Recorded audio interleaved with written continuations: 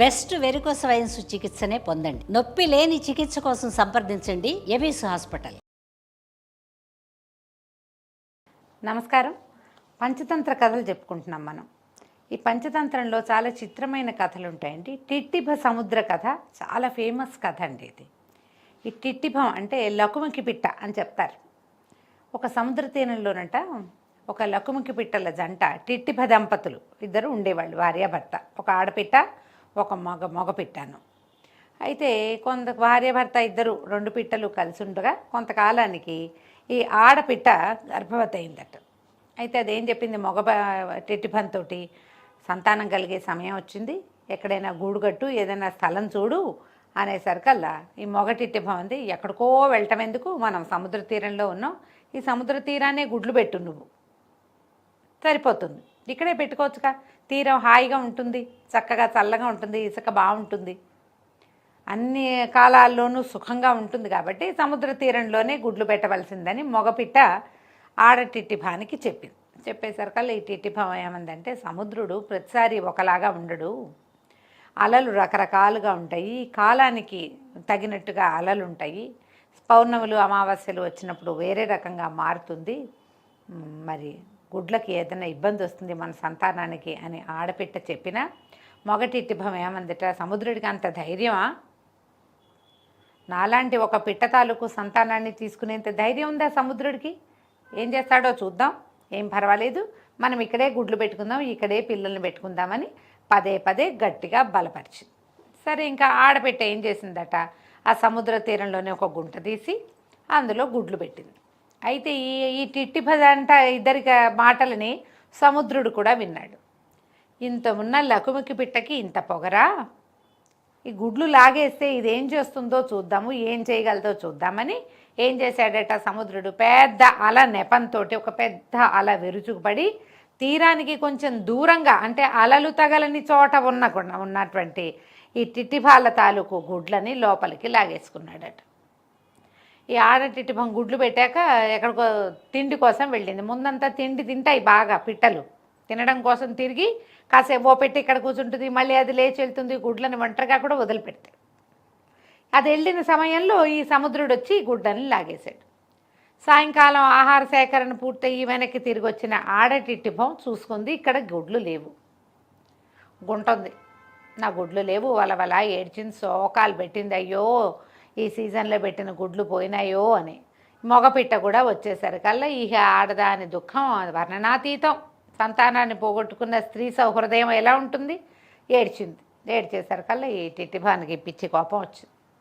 ఈ సముద్రుడు అంతు చూస్తాను నేనంటే, టిట్టిభా నువ్వు తెలివి తక్కువ వాడిగా ఉన్నావు, సముద్రుడు ఎంత వాడు, మనమెంత వాళ్ళం, మనకేం శక్తి సరిపోతుంది, మన శక్తి చాలదు సముద్రుడి మీదకి వెళ్ళటానికి, మందే పొరపాటు, అతను ఇక్కడ పెట్టడం తప్పు, ఇక్కడ గుడ్లు పెట్టడమే తప్పు, ఇక ఇలా సంతాన సౌఖ్యం లేకుండా పోయేలాగా చేసుకున్నాం, మనమే తెలివి తక్కువ పని చేశామని ఆడ టిట్టిభం పరిపరి విధాల ఏడ్చింది. కానీ టిట్టిభం ఊరుకోకుండా నా రెక్కలతోటి ఈ మట్టంతా జిమ్మి సముద్రుడిని ఎండింపజేసేస్తాను, నేను ఈ మట్టంతా పోసేస్తా, మళ్ళీ పైకి రాకుండా చేస్తాను ఇన్న గట్టిగా చెప్పింది. ప్రతిజ్ఞలు చేస్తే ఆడ టిట్టిభం చెప్పింది, ఇలా అవదు, నీ ముక్కెంత, నీ రెక్కెంత, నీకున్న శక్తి ఎంత, అది చాలా తక్కువ, సముద్రుడిని ఇట్లా నువ్వేం చేయలేవు, కాకపోతే మనం ఒక పని చేయొచ్చు, మన జాతి పక్షులన్నింటినీ పిలువు, వాళ్ళందరూ కలిసి ఏదైనా సహాయం చేస్తారంటే అప్పుడు ఈ సముద్ర తీరంలో ఉన్న ఎన్నో రకాల పక్షుల్ని ఈ టిట్టిభం పిలుచుకొచ్చింది.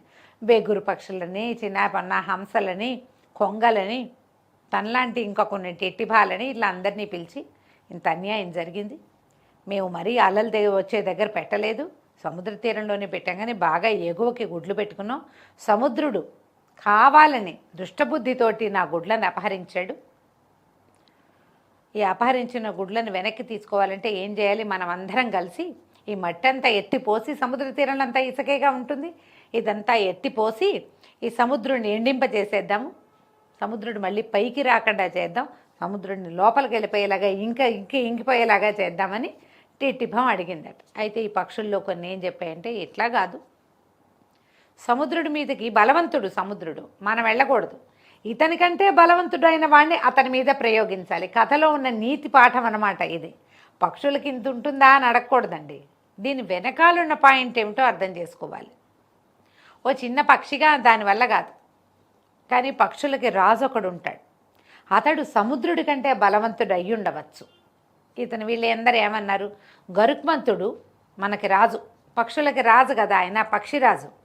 ఆయన దగ్గరికి వెళ్దాం, ఆయన్ని సహాయం అడుగుదాం, ఆయన ఈ సముద్రుడికి బుద్ధి చెప్తాడు అనగానే సరేననుకున్నారు. ఈ పక్షులన్నీ గుంపంతా పోయి గరుత్మంతుడికి చెప్పినాయి.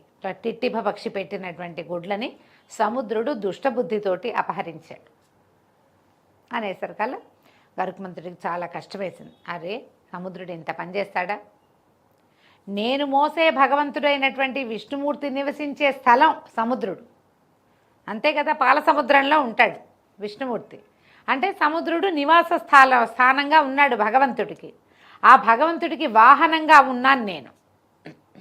నా పరివారంలో ఒకడికి నాతో పాటు ఉండేవాడు ఇంకొకడు ఇలా కష్టం కలిగించకూడదు కదా అని చెప్పి బిగుసుకుపోయాడు. కష్టం వచ్చింది ఆయనకి. ఇంతలో ఏమైంది, నారాయణమూర్తి విష్ణుమూర్తి ఎక్కడికో వెళ్ళడానికి కబురు చేశాడు. గరుడా రా, మనం ఎక్కడికో వెళ్ళాలి అని కబురు చేసేసరికల్లా ఈయన అన్నాడు గరుత్మంతుడు, ఆమె ఏమెందుకులేండి, మా బోటి వాళ్లతో ఏం పని అవుతుంది, భగవంతుడిని వేరే వాళ్ళని చూసుకోమని చెప్పండి అని దూతకి చెప్పాడు. దూత ఆశ్చర్యపోయాడు.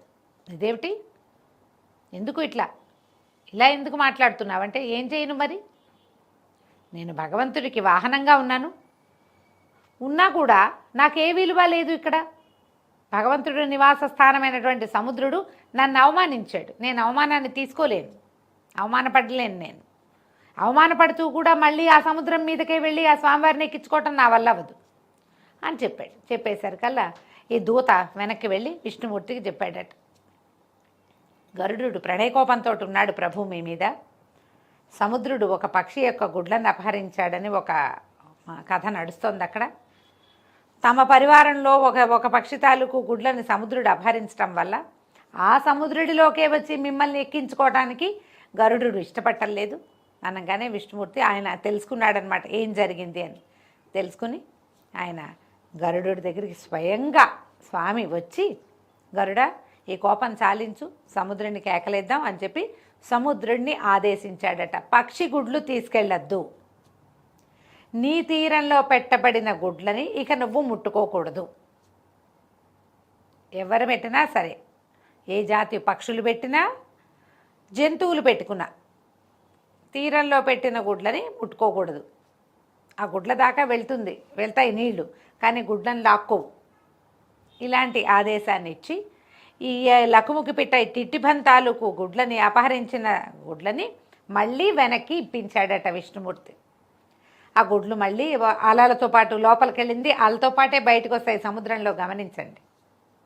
ఆ లోపలికి వెళ్ళిన గుడ్లు మళ్ళీ వచ్చి ఈ టిట్టిప్ప పక్షికి చేరుకున్నాయి. టిట్టిభం ఇంతే, లకుముకి పిట్టలు అంటారు. పల్లెటూళ్ళలో ఉన్న వాళ్ళకి ఈ పేరు తెలుస్తుంది, లకుముకి పిట్ట దాని పేరు. ఇంతంతే ఉంటాయి. ఇంత ఉండే టిట్టిభ పక్షి అపార జలరాశికి ఆలవాలమైన సముద్రుడి మీద పగ సాధించింది. ఈ కథ ఇట్లా చెప్తున్నారు. నువ్వు డైరెక్ట్గా ఏదైనా అటాక్ చేయలేనప్పుడు నీ వాళ్ళల్లో ఉన్న టాప్ పర్సన్ని పట్టుకో, అతని నుంచి ఇతన్ని నువ్వు కంట్రోల్ చేయగలుగుతావు అని చెప్పడం కోసం ఈ కథని ఈ పంచతంత్రంలో పెట్టారు. ఇందులో విష్ణుమూర్తిని ఇన్వాల్వ్ చేశారు, గరుత్మంతుడిని ఇన్వాల్వ్ చేశారు, సముద్రుణ్ణి ఇన్వాల్వ్ చేశారు. కానీ పక్షి గుడ్లు చాలా పక్షులు పెడతాయండి. ఈ సముద్ర తీరాల్లో పక్షులు గుడ్లు పెడతాయి. అక్కడికి నీళ్లు రావు. ఈ పక్షులే నీరు రాకుండా ఉండి కేవలం చల్లదనము తడి మాత్రమే మాయిశ్చర్ ఉండేలాగా ఉండే చోట్లలో పెట్టుకుంటాయి బహుశా వాటి తెలివితేటలతోటి. కానీ ఆ కథని ఇలా అల్లి పెట్టారనమాట. మనకి శక్తి చాలనప్పుడు మనలో ఉన్నటువంటి పెద్దవాడి సహాయాన్ని తీసుకోమని చెప్పడం కోసమే ఈ నీతి కథ చెప్పబడింది. కథ కంచికి మనం ఇంటికి.